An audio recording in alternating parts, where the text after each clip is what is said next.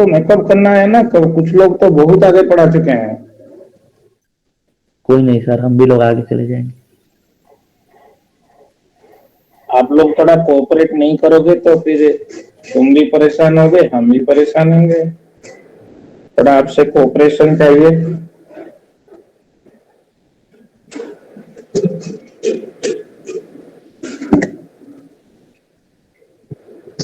आगे सब लोग शुरू करेंगे।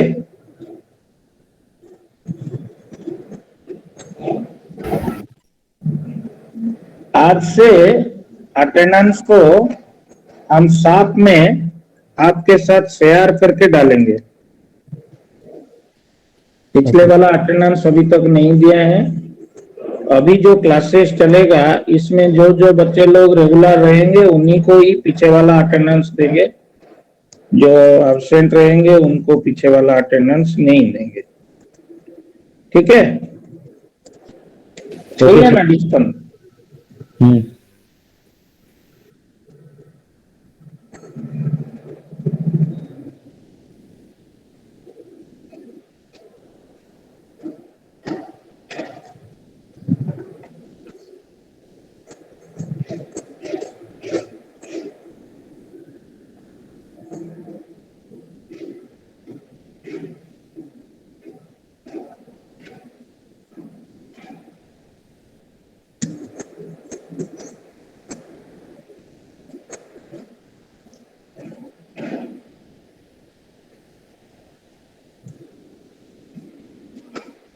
कल तुम लोगों का प्रैक्टिकल का मैनुअल अपलोड हो गया है, देख लेना। Yes sir. किसी को प्रॉब्लम है प्रैक्टिकल में? किसी को ज्यादा तकलीफ है क्या प्रैक्टिकल में? नहीं सर। सर मार्क्स, प्रैक्टिकल का मार्क्स आप बता दीजिए। वो अभी बिगिनिंग स्टेज है तो स्टूडेंट्स थोड़ा ऑनलाइन ऑफलाइन चल रहे हैं, इसीलिए नहीं किया गया। जल्दी ही इसका समाधान हो जाएगा। जी सर। तो चलिए शुरू कर देते हैं अटेंडेंस। देखना, केयरफुली मार्क करना। किसी का अगर गलती में हम नहीं दिए तो उसको बोलना।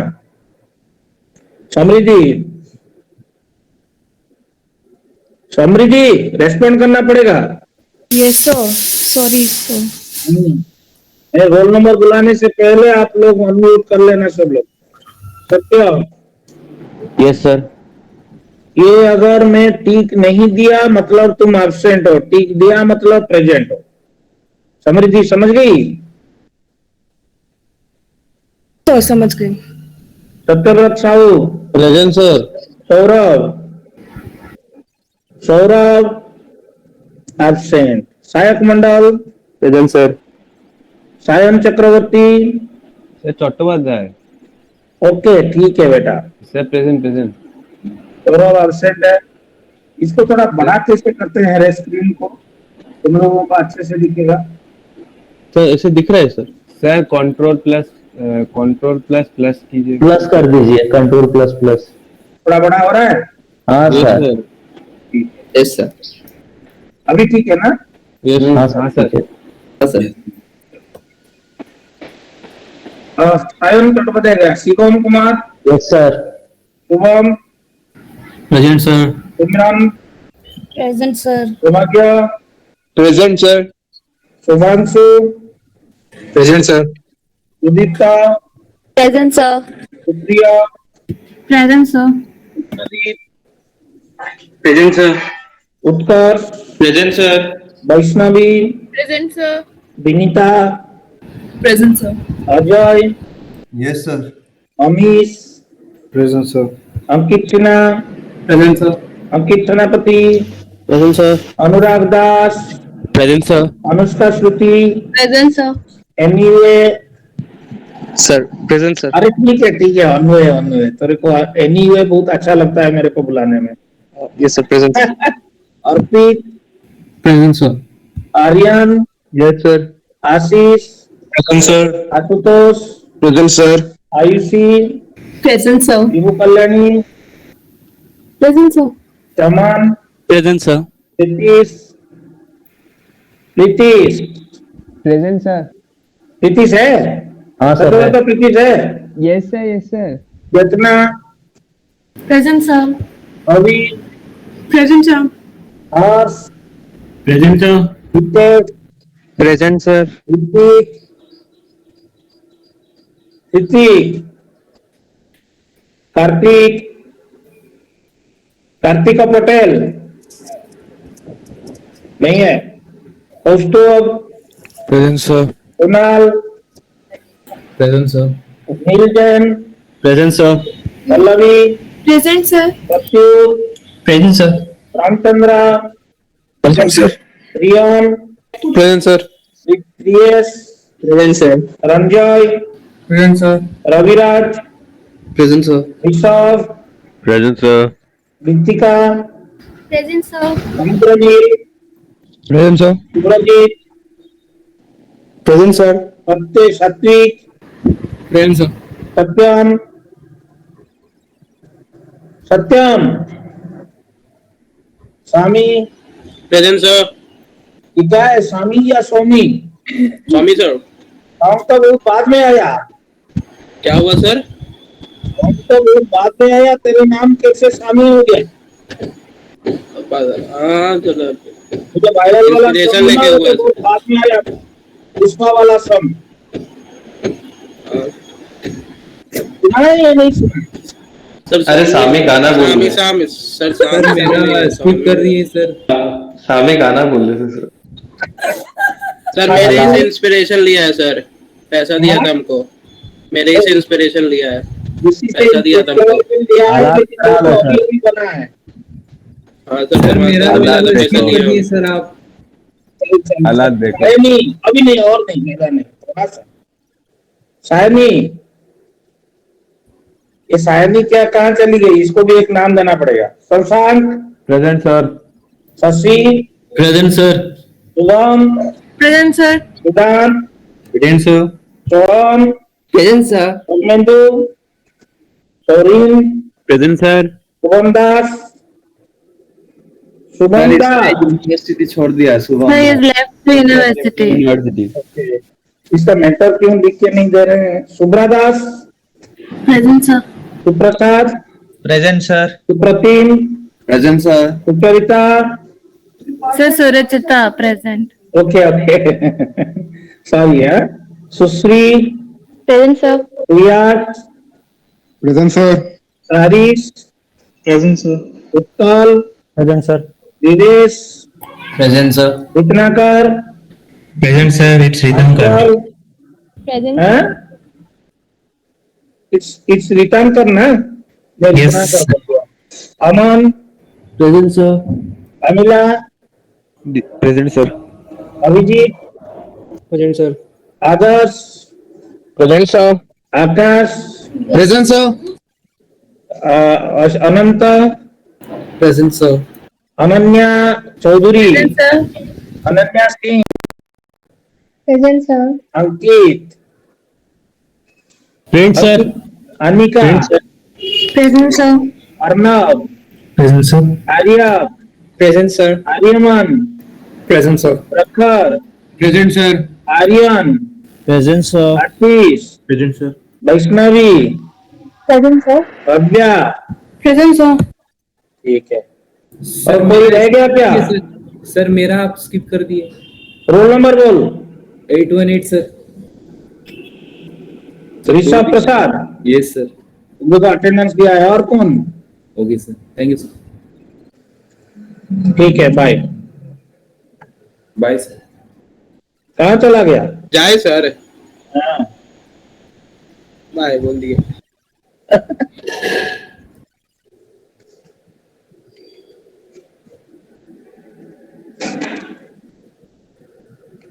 व्हाइट बोर्ड क्लियरली दिख रहा है? Yes sir. Yes, sir. Fourth harmonic oscillator का डिस्कशन में किसी को डाउट है? No, sir. Are you feeling comfortable? और उसके रिलेटेड न्यूमेरिकल अगर आता है तो आप कर पाओगे, लग रहा है? बोलो, अरे उसमें क्या छुपाने वाला, क्या? किसी को अगर कॉन्फिडेंट नहीं लग रहा, हाँ? थोड़ा प्रैक्टिस से कर लेंगे सर। हाँ, सुनाई नहीं दिया। पूरा प्रैक्टिस से कर लेंगे सर। नहीं कर लेंगे नहीं, अब हर टाइम कोशिश करना कि साथ में चलो, साथ में नहीं चलने से ना बाद में मतलब प्रॉब्लम होगा। तो आज हम आप लोगों को कपल्ड ऑसिलेशन का एक मटेरियल अपलोड कर रहे हैं। ये जो कपल्ड ऑसिलेशन का मटेरियल है ये हम बनाए हैं, ठीक है। तो इसी के हिसाब से मतलब हम भी पढ़ाएंगे, अभी क्लासरूम में अपलोड कर देते हैं पहले, उसके बाद पढ़ाएंगे। क्लास वर्क, न्यू मटेरियल, तो ये हुआ कपल्ड ऑसिलेशन। आपको वो जो मटेरियल दे रहे हैं वो कुछ बेनिफिट हो रहा है या नहीं हो रहा है? हैं? हो रहा है सर। हो रहा है सर। यस सर, हो रहा है। ओके, ये स्टडी मटेरियल है।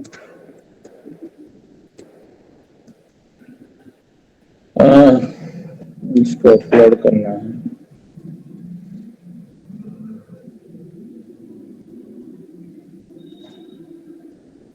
थोड़ा 1 मिनट है, उसको अपलोड कर देते हैं, नहीं तो फिर भूल जाएंगे, रह जाए। अच्छा, आप में से कौन लोग सेक्शन छोड़ के चले गए हैं और या कोई दूसरा लोग हैं क्या जो नया सेक्शन में आए हैं?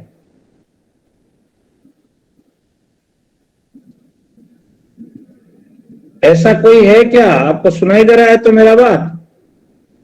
यस सर, दे रहा है। जो छोड़ने वाले हैं, जो छोड़ने वाले हैं, अगर उनका भी नाम थोड़ा बोल दोगे तो इजियर होगा, उनको मैं गूगल क्लासरूम से डिलीट कर दूंगा।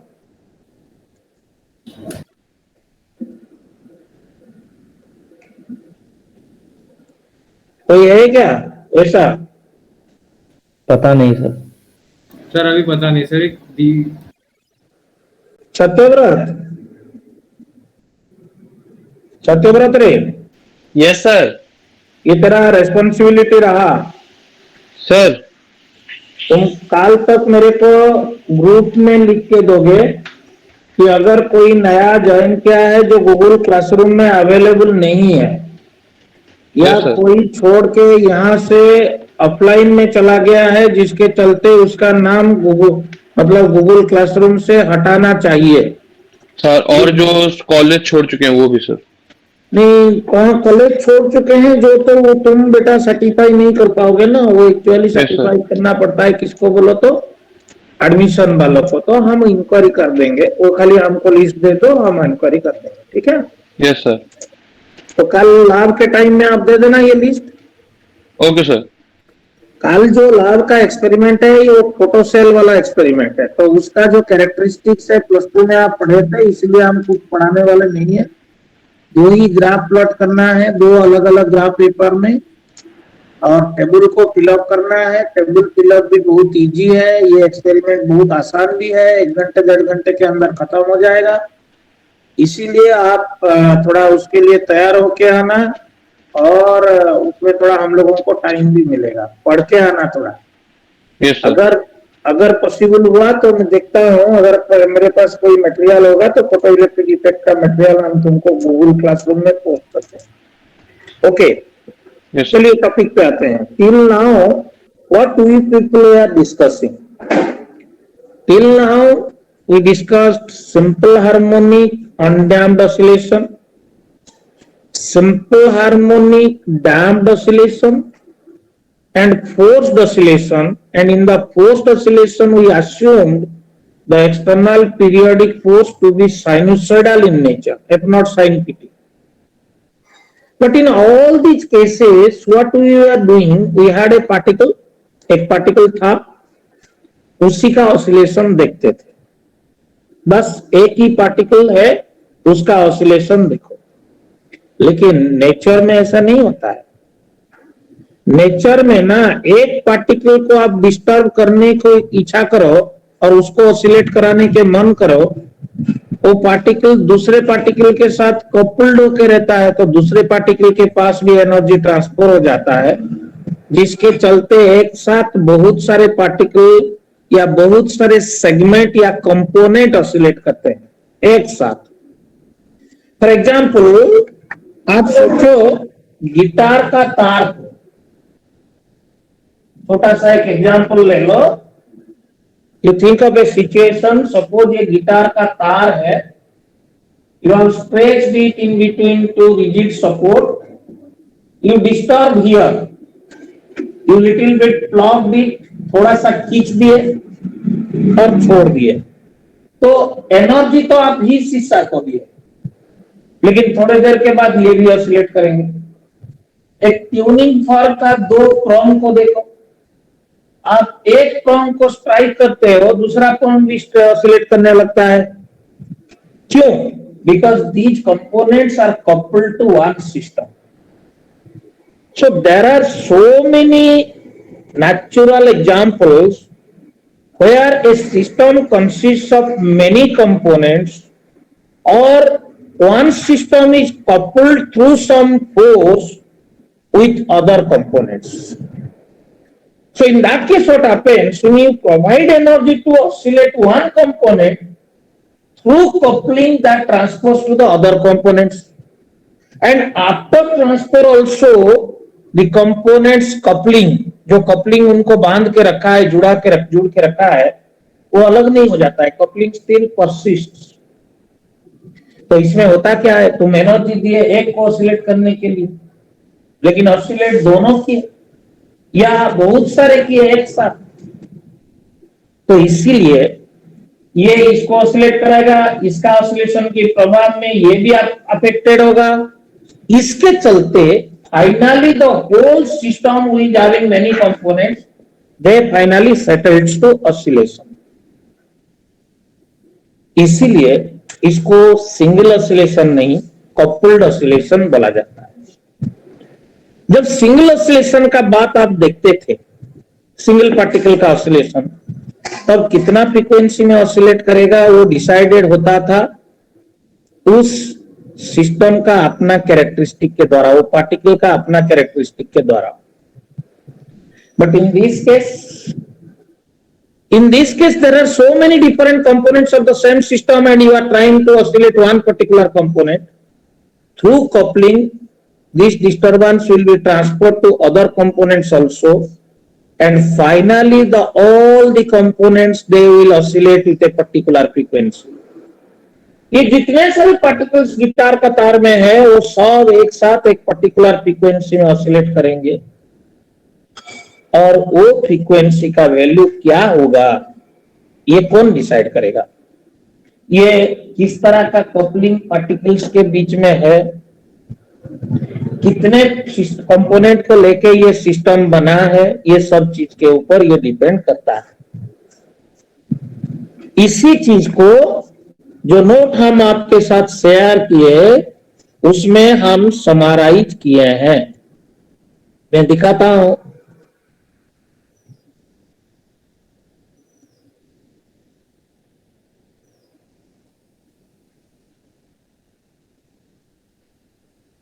थोड़ा शेयर होने में टाइम लग रहा है।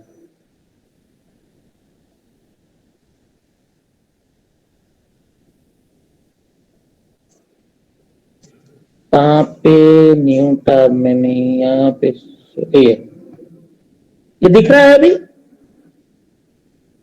Yes, sir. In earlier sections try to understand. कोई भी लाइन या कोई भी वर्ड आपका अगर समझ में नहीं आया तो आप बोलना मेरे को। अगर ऑफलाइन क्लास में होते तो इन्हीं लाइन में से इंपोर्टेंट लाइन को हम निकाल के व्हाइट बोर्ड में लिखते। In earlier sections, we discussed about different types of oscillations, free and forced, of individual isolated oscillators. The oscillation of these isolated oscillators is modeled with 1 degree of freedom. What is degree of freedom? इसके बारे में आप 11th-12 में पढ़े हो। कोई भी system का किसी भी इंस्टेंट का स्टेट को एक्सप्लेन करने के लिए हम कुछ पैरामीटर का हेल्प लेते हैं। फॉर एग्जाम्पल, सोचो एक पार्टिकल ऑसिलेट कर रहा है,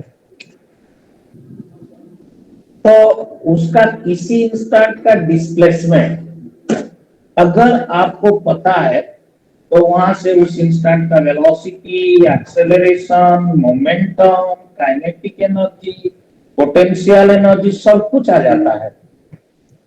तो हम लोग इसको ऐसे बोलते हैं कि यही एक वेरिएबल है जो कंप्लीट स्टेट को डिस्क्राइब कर देता है। Number of such variables, independent variables that we need to specify the state completely is called as degree of freedom. For example, in this particular case, because you are having one coordinate only, one variable only to specify the oscillation, that's why this is one degree of freedom discussion. But there are situations where because the system has so many components, it may happen that instead of one variable, you may need a set of variables to describe the oscillation or state. Till now, whatever we discussed, you know very well, the oscillation was described completely by one variable, the displacement. So it was one degree of freedom problem. However, such isolated oscillators rarely exist in reality. Nearly all oscillating systems have more than one component which are interconnected. A tuning fork has two different components, they are interconnected. A guitar wire has so many particles, they are bound with each other by elastic forces. When we blow a flute, आप जब बंसी बजाते हो तब भी उसके अंदर air particles बहुत सारे होते हैं जो कि कपल्ड होके रहते हैं। एक ड्रम को बजाते हो तो वही होता है। So nearly all oscillating systems that you force to oscillate in nature, they are not one component system, rather they are having so many different components, and all these components are connected with each other by through some coupling forces. The vibration of such a system depends on the components and the manner which these components are coupled to each other. That means ये tuning फर्क जब oscillate करेगा या guitar का तार जब oscillate करेगा, जिस पार्टिकल के पास आप फोर्स दिए वो अकेला डिसाइड नहीं करेगा फ्रीक्वेंसी को। पूरा जितने सारे पार्टिकल उस फोर्स की प्रभाव में ऑसिलेट कर रहे हैं along the length of the wire, सब मिलके और सभी के बीच में किस टाइप का फोर्स इन्वॉल्व है वो सब मिलके डिसाइड करेंगे with what frequency it will oscillate. And to discuss the oscillation of such a coupled system, बहुत सारे कंपोनेंट्स है, सब कपल्ड है इसलिए उसको कपल्ड सिस्टम बोलते हैं। To discuss the oscillation of such a coupled system you need many variables. A single variable will not be enough. That is why it is a multi-degree of freedom system. Each variable corresponds to one degree of freedom. So the vibration of such a system depends on the components and the manner in which these components are coupled to one another. If any part of the coupled system is set into vibrations, its vibration energy is transmitted to other parts through this coupling. Then we require many number of degrees of freedom. क्योंकि जितने सारे components है, हर किसी का motion को describe करना है ना, हर किसी का ऑसिलेशन को डिस्क्राइब करना है। So what you need is more number of degrees of freedoms to describe oscillation of such an interconnected multiple system. Such a different system vibrates in different modes. हर एक oscillation, देखो यहाँ पे oscillation को describe करने के लिए आप एक वेरिएबल नहीं रहेगा, मेनी वेरिएबल रहेगा। तो हर एक वेरिएबल का इक्वेशन ऑफ मोशन पीरियोडिक होगा, हर एक वेरिएबल में कुछ फ्रीक्वेंसीज इन्वॉल्व होंगे। तो ये मल्टी कंपोनेंट सिस्टम या कपल्ड सिस्टम जब ऑसिलेट करेगा, you can not demand that the system will have one natural frequency only. It may have many natural frequencies. Each natural frequency corresponds to one mode of vibration. Each natural frequency, possible natural frequency, आप यहाँ पे भी system को, coupled system को energy दे के instantly छोड़ के आप चले जा रहे हो, कहीं पीरियडिक फोर्स एक्सटर्नल साइड से देके उसको जबरदस्ती अपना फ्रीक्वेंसी में ऑसिलेट करने के लिए मजबूर नहीं कर रहे, तब सिस्टम जो फ्रीक्वेंसी को चुनेगा उसको नेचुरल फ्रीक्वेंसी बोला जाता है, और उस तरह का ऑसिलेशन को फ्री ऑसिलेशन बोला जाता है। और फ्री ऑसिलेशन में कपल्ड सिस्टम का एक सिंगल फ्रीक्वेंसी नहीं होता है, it has so many different frequency, any one frequency it में चूज। आप पढ़े हो, जब स्ट्रिंग को आप डिस्टर्ब करते हो ना, तो स्ट्रिंग में जो फ्रीक्वेंसी सेटअप होता है, it is given by n/12 √T/n, where n can have 1, 2, 3। जब n 1 होता है तो आप बोलते हो स्ट्रिंग फंडामेंटल मोड में ऑसिलेट कर रहा है, n जब 2 होता है आप बोलते हो फास्ट एक्साइटेड मोड में या ओवरटोन में वो ऑसिलेट करता है। हर एक फ्रीक्वेंसी एक एक मोड ऑफ ऑसिलेशन को करेस्पॉन्ड करता है। So here you are having two different concepts, one is the number of variables that you require to describe the oscillation for a coupled system, that tells you how many degrees of freedom are there. Another is the number of possible frequencies with which the system can independently oscillate, and all these, each frequency is called as one mode of oscillation. So mode corresponds to frequency, degree of freedom corresponds to the variable with which you can describe the system oscillation. So such a system vibrates in different modes, and the frequencies of different modes of vibration of the system depend on the properties of the individual parts. ये frequency कौन decide करते हैं? That is decided basically by the different components or individual parts, as well as the manner or the force, strength of the coupling through which all these parts are tied with each other. So could you understand whatever this some small paragraph tells, or anyone wants to ask any particular question? Yes. Could you follow this? Please be frank in telling. Yes, sir. बहुत अच्छा। So there are some examples noted down here. Two pendulums connected by a light string, इसी को ही हम लोग discuss करेंगे। बाकी जो examples है उसको आपको याद में रखना है। Prongs of a tuning fork to oscillatory electric circuits coupled inductively or capacitively। तुम देखोगे BEE में दो अलग अलग सर्किट को आप एक कैपेसिटर के द्वारा, पर्टिकुलरली इलेक्ट्रॉनिक्स में, या एक इंडक्टर के द्वारा या एक रेजिस्टर के द्वारा जोड़े होंगे।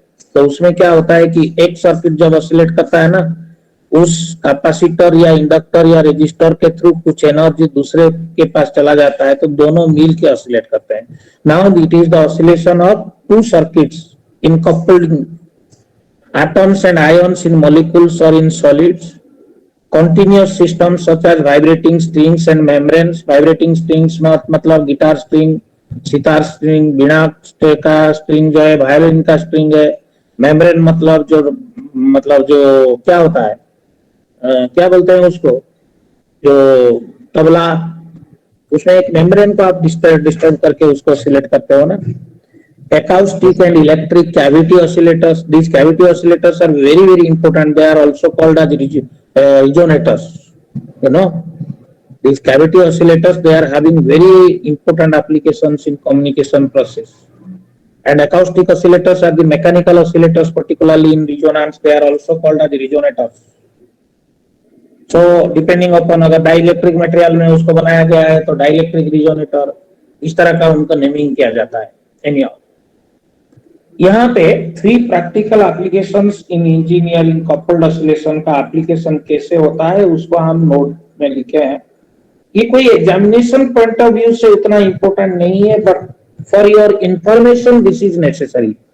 एक एग्जाम्पल है माइक्रोवेव कम्युनिकेशन में, एक एग्जाम्पल है ट्यूनिंग फॉर्क, और तीसरा जो एग्जाम्पल है वो पेसमेकर है। आप लोग जानते हो किसी का हार्ट अगर किसी वजह से स्लो चलने लगता है, हार्ट बीट अगर बहुत ज्यादा हो जाएगा जो लिमिट के अंदर रहना चाहिए, हार्ट बीट कब करता है? किसी को आइडिया है व्हाई हार्ट बीट्स?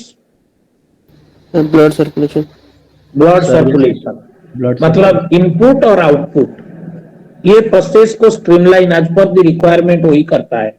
ज्यादा कर दिया तो ब्लड ब्रेन में ज्यादा चला जाएगा तो ब्रेन का नर्व मतलब जो ये है आर्टरी वगैरह है वो फट जाएगा। कम करा तो ब्लड शॉर्टेज हो जाएगा ब्रेन को, तो दैट विल क्रिएट क्लॉट्स और some other things because of which oxygen supply will not be sufficient and brain will start defunctioning. So हर जगह को सही रेट में ब्लड चाहिए। और बहुत सारे लोगों का एज की वजह से या किसी दूसरे की वजह से हार्ट का बीटिंग रेट बढ़ जाता है या घट जाता है। इसका मतलब ब्लड सप्लाई रेट जितना नहीं होना चाहिए उतना होता है, चाहे कम हो जाए चाहे बेसी हो ज्यादा हो जाए। तो उसमें क्या होता है, एक मेडिसिन यूज किया जाता है जिसको पेसमेकर बोला जाता है। ये पेसमेकर दोनों साइड का काम करता है। उसको हार्ट में स्किन के नीचे ऑपरेट करके लगाया दिया जाता है और इसमें एक बैटरी लगा हुआ होता है जो बैटरी बहुत दिन तक काम करता है। और ये बैटरी के द्वारा एक ऑसिलेटर एक्चुअली आपका हार्ट के अंदर इंड्यूस कर दिया जाता है, इनकॉर्पोरेट कर दिया जाता है। और उसका फ्रीक्वेंसी ऐसा होता है कि अगर हार्ट का बीटिंग रेट फ्रीक्वेंसी रेट ज्यादा हो गया तो उसको ये नीचे ले आता है, अगर कम हो गया तो उसको ऊपर उठा देता है। सो इरेगुलर हार्ट बीट को ये कंट्रोल करता है, इसको बोलते हैं pacemaker. So this is another. ये क्या करता है, हार्ट अकेला ऑसिलेट कर रहा था, ये जाके उसके साथ जोड़ जाता है। So that becomes a coupled oscillation and through that coupled oscillation the oscillation of heart completely or largely controlled by this device. That's why this is pacemaker. I mean coupled oscillation here. Pulse generator होता है एक. So these are three applications that I have discussed here, and you should go through them for your knowledge how coupled oscillation is useful in different. तुम सुनोगे तो आश्चर्य हो जाओगे, medical में डॉक्टर लोग कुछ नहीं करते हैं सिवाय डायग्नोसिस और मेडिसिन सिलेक्शन। डायग्नोसिस के लिए वो कोई जाके डिजीज को अंदर से देख नहीं पाते हैं, तो उसके लिए जो डिवाइसेस यूज होता है, चाहे एमआरआई बोलो, अल्ट्रासाउंड मशीन बोलो, सीटी स्कैन मशीन बोलो, एक्सरे मशीन बोलो, इनको कौन निकाला है, इनको कौन तैयार किया है? ये सब इंजीनियर वाले बनाते हैं, इनोवेट करते हैं और जाके डॉक्टर लोगों को ट्रेनिंग देते हैं। इसको बायोमेडिकल इंजीनियरिंग बोला जाता है। जो बायोमेडिकल इंजीनियरिंग में काम कर रहा है उसका इनकम एक डॉक्टर का इनकम से काफी ज्यादा है, बस उसमें थोड़ा अपॉर्चुनिटी अपना देखना चाहिए। डॉक्टर तुम्हारा मशीन लेगा, मशीन से फोटो देखेगा, रेस्पॉन्स देखेगा, हार्ट बीट, एक जो ईईजी होता है, ईसीजी होता है, ये कौन बनाया है? ये इंजीनियर लोग ही बनाए हैं। सिंक्रोनाइज करके वहां से आने वाला पल्स को डिटेक्ट करके कैसे पेपर के ऊपर उसको प्लॉट किया जाएगा, जिसको देने से पता लगेगा किस टाइम पे किस जगह पे इरेगुलर ऑसिलेशन हो रहा है, इरेगुलर वेव फंक्शन आ रहा है, किस जगह पे एम्पलीट्यूड ज्यादा हो रहा है जो कि डेंजरस है, कहाँ पे एम्पलीट्यूड घट रहा है। इस चीज को डॉक्टर को इंजीनियर लोग सिखा देते हैं पहले। उसके बाद वो डॉक्टर लोग जाके सर्टिफिकेट मिला है इसीलिए वो पेशेंट देखने लगते हैं। जब वो मेडिसिन भी सिलेक्ट करते हैं, वो मेडिसिन कौन सा मॉलिक्यूल वहां पे यूजफुल होगा या कौन सा डिवाइस जाके अंदर यूज होगा, वो सब भी वो डिवाइस को मेडिसिन को भी डॉक्टर लोग नहीं बनाते हैं, ये भी दूसरे इंजीनियर लोग नहीं तो अलग डिपार्टमेंट का केमिस्ट्री वाले, बायोटेक्नोलॉजी वाले बनाते हैं, फार्माकोलॉजी वाले बनाते हैं। सो करते आप हो और पैसा खा जाते हैं डॉक्टर लोग, नाम भी ले जाते हैं। सब लोग सोचते हैं कि डॉक्टर लोग सब कुछ कर रहे हैं, बस डॉक्टर लोगों का काम इतना है कि ये सब देख के वहां से डिकोड करेंगे कि क्या प्रॉब्लम है और what medicine should be administered और व्हाट काइंड ऑफ ट्रीटमेंट। एक लेजर ऑपरेशन होगा तो लेजर ऑपरेशन, लेजर कौन बनाया, वो मशीन कौन बनाता है, वो इंजीनियर बनाता है। वो इंजीनियर जाके ट्रेनिंग देता है डॉक्टर को कि इस तरह इस मशीन को, ट्रेनिंग देने के टाइम में उस इंजीनियर को कंप्लीट नॉलेज होना चाहिए how it will be used. So उसको यूज करके बैकग्राउंड में डॉक्टर जब करता है ना, नया नया सीखता है, वो इंजीनियर जाके पेशेंट का ऑपरेशन करके उसको दिखाता है। सब लोग जानते हैं कि डॉक्टर कर रहा है, नहीं और सर पैसा लूट लेते हैं, और पैसा लूट लेते हैं। यही तो बात है। तो तो क्यों ना आप थोड़ा दिमाग लगाओ, इनोवेट करो और वहां पे आप लोग अपना काबिलियत को दिखाओ। अपॉर्चुनिटी काफी है, अपॉर्चुनिटी काफी है। तो इस चीज को इसलिए मैं तुम लोगों को बोला, हम लोगों का जो सिलेबस है, जो मैंने लॉन्ग क्वेश्चन की फॉर्म में आता है, वो है coupled system of two pendulums, जो कि बहुत ही इजी है, थोड़ा सा मैथमेटिक्स, सबसे सिंपलेस्ट कपल्ड सिस्टम है, सबसे सिंपलेस्ट। तो इसी को हम लोग अभी डिस्कस करेंगे और नेक्स्ट क्लास तक इस चैप्टर इसको खत्म करके वेव इक्वेशन में चले जाएंगे।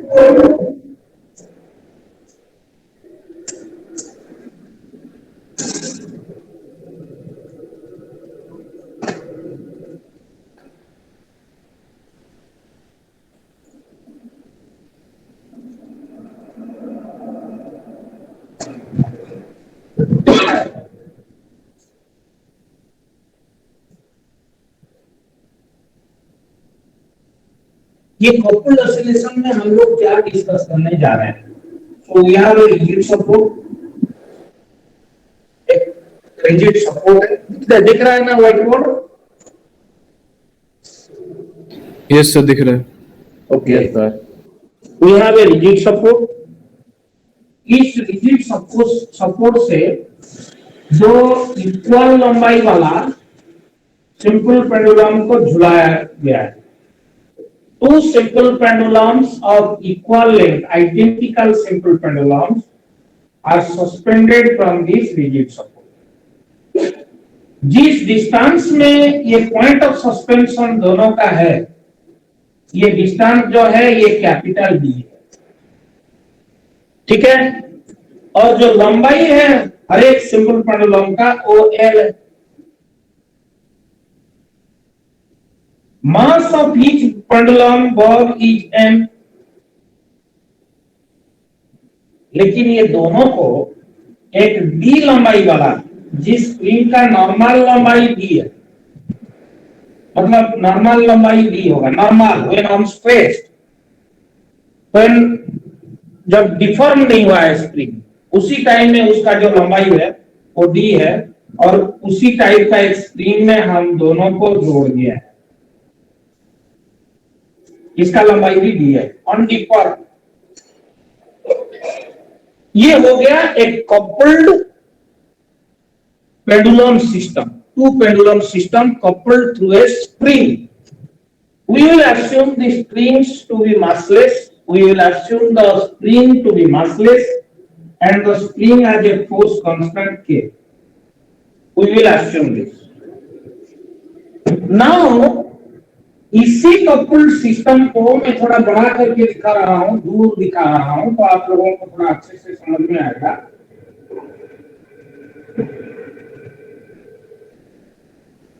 ये दोनों स्प्रिंग के द्वारा कपल्ड है, जिसका लंबाई दी है।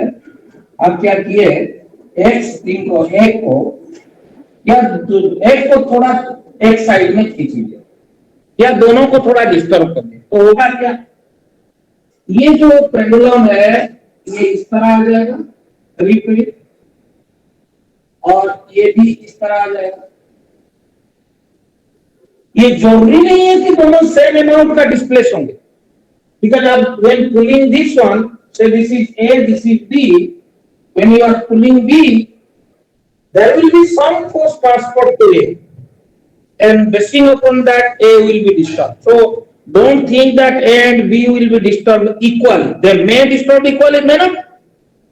So in that case, this is say θ1 and this is say θ2.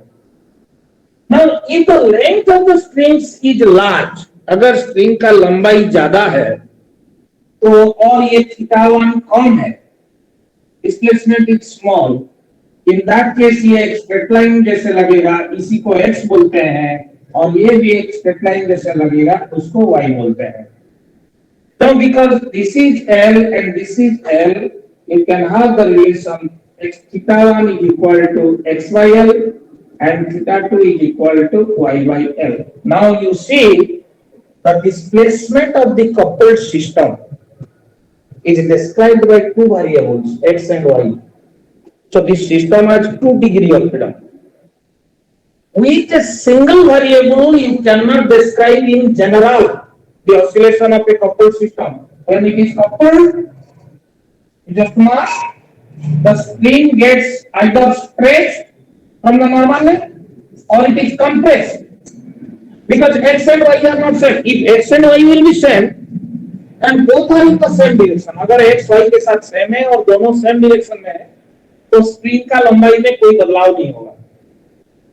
लेकिन अगर x y के साथ सेम नहीं है या ये जिस डायरेक्शन में है y उल्टा डायरेक्शन में है, आप दोनों को इस तरह खींच लीजिए, then what will happen? Then there will be change in length of the spring, and whenever there is a change in length of the spring, a restoring force comes into action. In general, we are assuming x is not equal to y, so that we can consider theta 1 not equal to theta 2. Now, I am going to discuss the forces. Those will be seen acting on the system and helping the system in oscillation. Here, we will not assume the presence of any external periodic force. Here, we will not assume the presence of any damping force. So, no damping, no external periodic force, और इसको discuss करने की हम लोग कोशिश करेंगे. Simplest situation. Now, again, just to specify, this is the normal vertical line from which the bob A is displaced by a distance x and through an angle theta 1. Similarly, this is the normal line for B. It has been displaced by some amount theta 2 and the displacement is y. So initially the distance between these two lines was d, but because of unequal displacement, the distance between the two bobs will be different. So that means the spring length will be different. This is the spring, huh? Yeah. Different than its original length. Now, spring has a spring constant K. Your spring, small pendulum has the length L, mass of the bob is M. Let us look at one bob and see what can be the possible forces on it. There is one force, tension force, and you just mark this tension force has no role at all in oscillation. Why? Because tension force is always perpendicular to the velocity, so work done is zero. It has no role along the displacement. So forget about tension force because it has no role. What other forces are there? The weight vertically downward. Another force, if you want to write the mechanics or force equation, you may take the tension force, no doubt. Just like you can say mg will have two components, one is mg cos theta, another is mg sin theta. So the tension force is balanced by mg cos theta. That's why I am not interested about this mg cos theta. That is going to balance tension force. It has no role in oscillation. So whoever force that may be providing the restoring force is mg sin theta. I prefer to associate a negative sign. Why? Because this mg sin theta always tries to pull back the pendulum to the original position. That means जिस direction में Bob जाने से theta बढ़ता, force का direction उससे उल्टा है. So this is the component of the gravitational force who is playing the role of restoring force, but not mg sin theta 1 alone. For this, because this angle is theta 1, so it is sin theta 1. But it is not the sin theta 1 alone. Who else? Because the spring has been deformed. So there will be another force also. This you can say F1, and there will be another force. How much that force will be? If I consider this for A, both on the bob A, that force will be equal to minus K into X minus Y. You may be surprised. Why X minus Y? Reason is, what will be the spring force that depends upon the change in length of the spring. जब spring का normal होना होता है तो उसमें कोई restoring force नहीं होता है. जितना लंबाई बढ़ाते हो या घटाते हो उसी के हिसाब से रेस्टोरिंग फोर्स आता है. ये आप जानते हो. यहाँ पे ये गया x, ये गया y. अगर x y के साथ सेम होता तो कोई डिफॉर्मेशन स्प्रिंग में नहीं हुआ. तो स्प्रिंग में जो डिफॉर्मेशन होता है that is because of x minus y, not because of x nor because of y. It is because of x minus y. x minus y tells you actually how much actually the spring is deformed. You may ask, sir, why x minus y? Why not y minus x? Reason is very clear, because you are taking x as the reference. So that will tell you whether the spring is extended or compressed to measure force on this. Then the net force on A is equal to sum of this. Can you tell me why negative? Negative because spring force always tries to decrease displacement or decrease the change. X minus y is the change in length of the spring. Then the net force is minus mg sin theta 1 minus k into x minus y. This is the net force on the body bob A to result any motion or oscillation. ये है restoring force. लेकिन हम लोग ये theta 1 को small लिए हैं तो sin theta 1 is nearly equal to theta 1. अगर रेडियन यूनिट में मेजर करते हैं तो हम लोग यहाँ पे लिख पाएंगे. लेकिन theta 1 is how much? Theta 1 is equal to x by l, जो हम दिखा चुके हैं. So this becomes minus mg x by l minus k into x minus y. This is the restoring force that will be acting on the bob A. So if anyone has any doubt on this, please ask. Please. Any doubt on this? No, sir. Then what will be the equation of motion of bob A? Mass of bob A into derivative of displacement of bob A, double derivative, mass into acceleration, is equal to net force on A, and this is equal to minus mgx by L minus k into x minus 1. ठीक है, ये हो गया equation 1. इसी तरह y के लिए लिखोगे, y का डिस्प्लेसमेंट को y लिए थे, so b का, तो इसीलिए m d square y by dt square is equal to net force on b, and that is equal to minus mg x की जगह पे y minus k into, instead of x minus y it will be y minus x, because now the reference is b. So you are having now two variables, one is x, another is y. And when you will solve it, what you will get? This and this taken together will give you x as a function of t and y as a function of t. And these two taken together will describe the complete motion or oscillation of this coupled pendulum. Could you understand this? You see, there are two variables.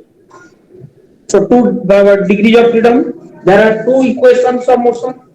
I mean, in fact, it is the equations of motion that consists of two equations.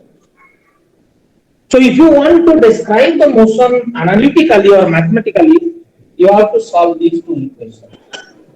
But really, it is difficult to solve these two. Why? Because you see here x is there also, y is there. There are two dependent variables in this dependent differential equation. In this differential equation also there are two dependent variables.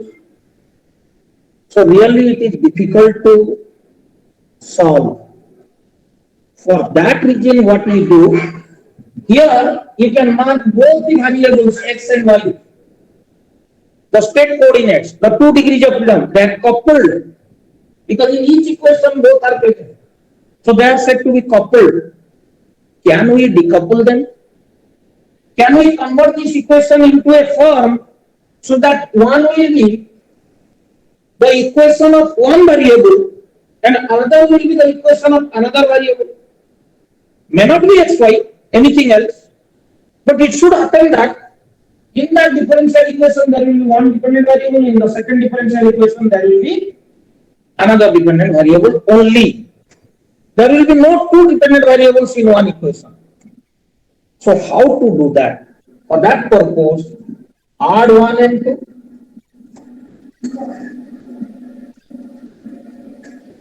अगर दोनों को add कर दोगे, ये होगा m d square by dt square x plus y. ये हो जाएगा minus mg by l x plus y. ये हो जाएगा minus kx plus ky minus ky plus kx. तो दोनों कैंसिल आउट हो जाएंगे, इसी में रह जाएगा. Is it clear? Is it understood? आपको ये बात जो मैं बोला ये समझ में आया या नहीं? दोनों को ऐड कर दिए? आया सर. चलिए ऐड तो कर लीजिए. मैं अगर x प्लस y को q1 ले लेता हूं तो क्यों?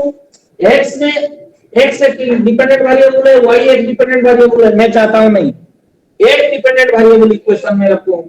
तो ये इक्वेशन हो गया m d square q1 by dt square minus mg q1 by l.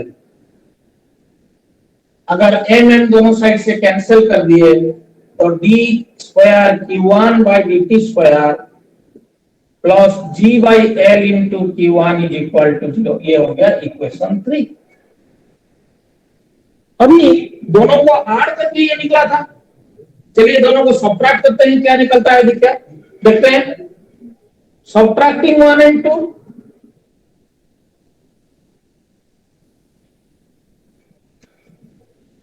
m into d square by dt square x minus y subtract किए.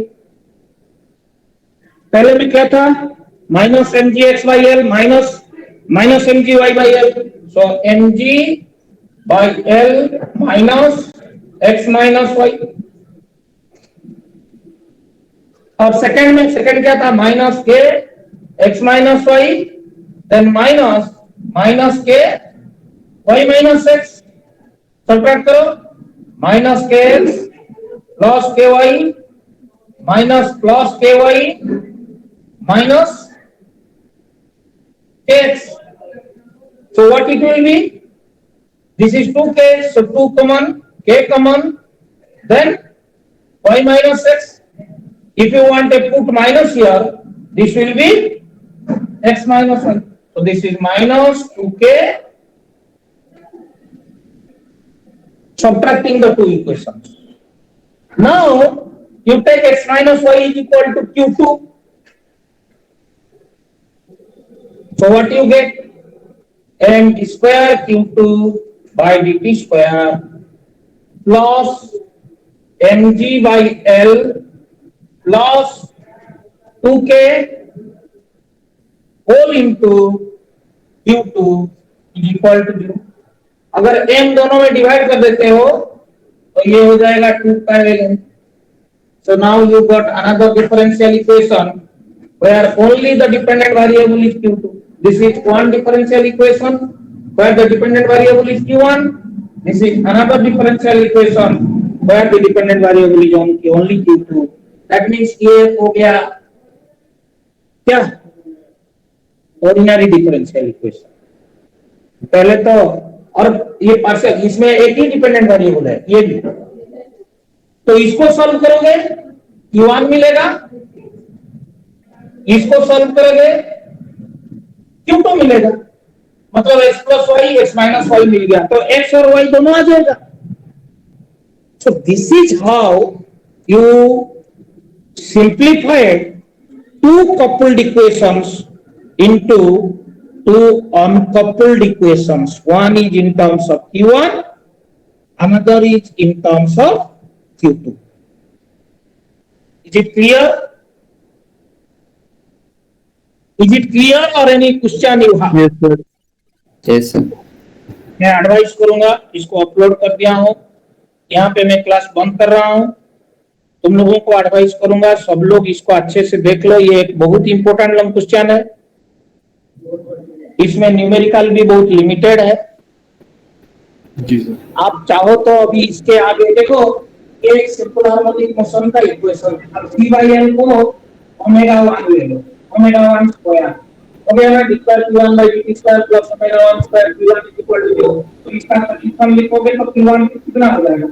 हम constant A1 into sin omega 1 t plus minus 5, मतलब ये differential equation एक oscillation को represent करता है जिसका angular frequency omega 1 है। इसी तरह इसको अगर आप ओमेगा 2 स्क्वायर लेते हो तो this differential equation represents one simple harmonic motion with angular frequency omega 2। Just mark carefully. So again you have the oscillation and have two different angular frequency। हम लोग डिस्कस करेंगे इस केस में कौन सा फ्रीक्वेंसी में ऑसिलेट करेगा, वो डिस्कस करेंगे, उसको हम लोग डिस्कस करेंगे। लेकिन ये सोल्यूशन निकालने का कोई जरूरत ही नहीं है। क्यों?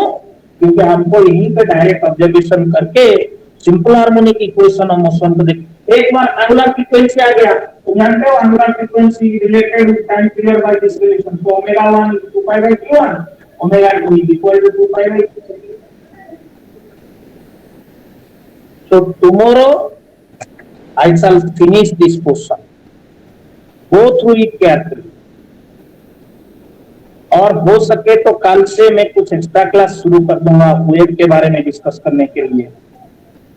ये सबको ज्वाइन करने का जरूरी नहीं है, लेकिन जो वेव को समझना चाहते हैं ठीक से, तो दैट वेव इक्वेशन क्या है और कैसे दो तरह का पीरियडिसिटी आता है, यहाँ पे फेज वेलोसिटी क्या होता है, फेज का कांसेप्ट क्या है वेव के केस में, वो समझ में आ जाए। Any question from anyone?